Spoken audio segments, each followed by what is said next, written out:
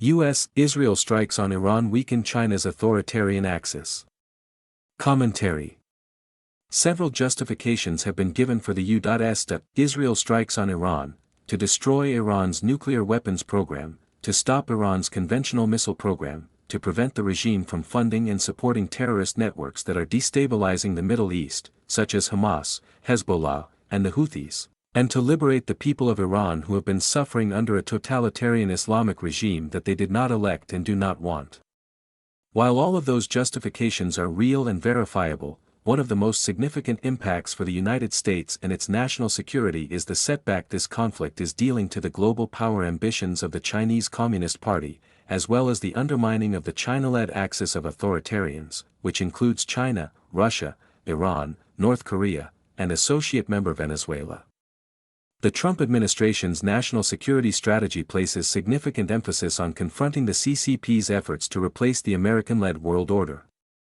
The reason the United States and Israel can work so closely together on Operation Epic Fury is that their interests align in neutralizing the security threat emanating from Iran.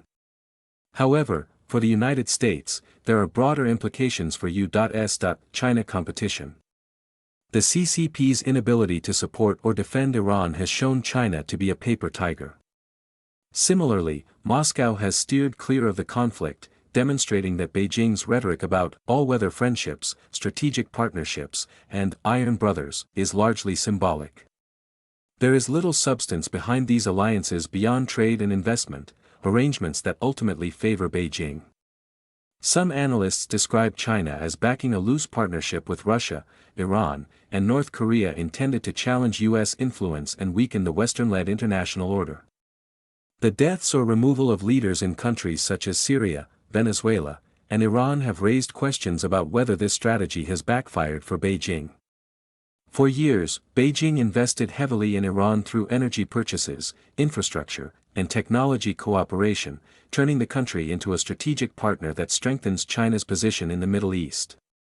By striking Iran, the United States weakens a key component of this regional architecture.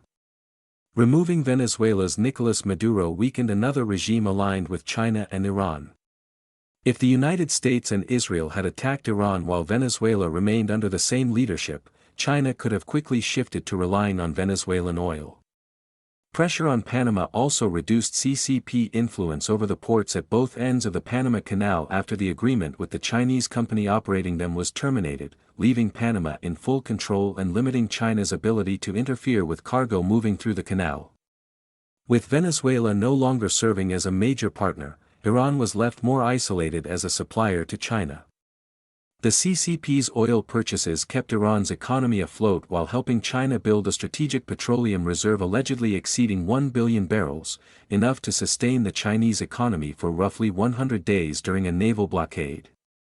In return, Beijing helped Iran develop its technological and military capabilities. Chinese companies such as Huawei and ZTE helped construct Iran's telecommunications networks and surveillance systems, including monitoring tools and facial recognition technology that enabled the regime to suppress unrest during large protests and violent crackdowns in early 2026. Iran was allegedly close to acquiring Chinese CM-302 supersonic anti-ship cruise missiles capable of threatening U.S. carrier strike groups from nearly 200 miles away. China supplied dual-use components used in Iranian missile production. Iran adopted China's Beidou navigation system, and joint naval exercises involving China, Russia, and Iran became routine. The Iranian port of Jask on the Indian Ocean was also being developed as part of China's String of Pearls network of strategic maritime locations. These developments created an anti-access system positioned near major global energy routes that could restrict U.S. naval operations in a future conflict, particularly one involving Taiwan.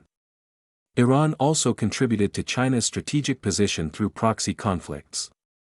Houthi attacks on Red Sea shipping beginning in 2023 disrupted global trade and required a major American naval response, including carrier deployments and the use of costly missile interceptors.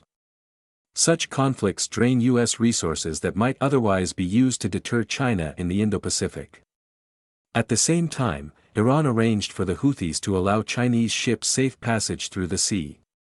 So far, the U.S. military under President Donald Trump has removed China ally Maduro and killed Ayatollah Khamenei.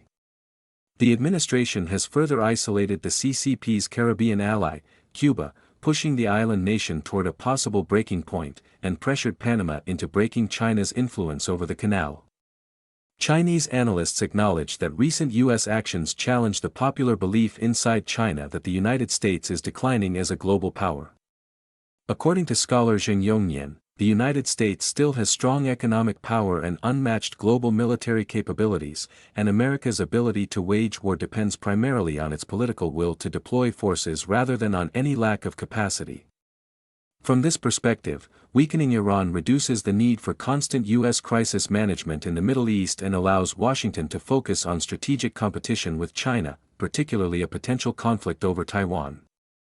At the same time, the current situation suggests that apart from trading with Russia, CCP leader Xi Jinping cannot rely on the axis of authoritarianism to support him in a war with the United States.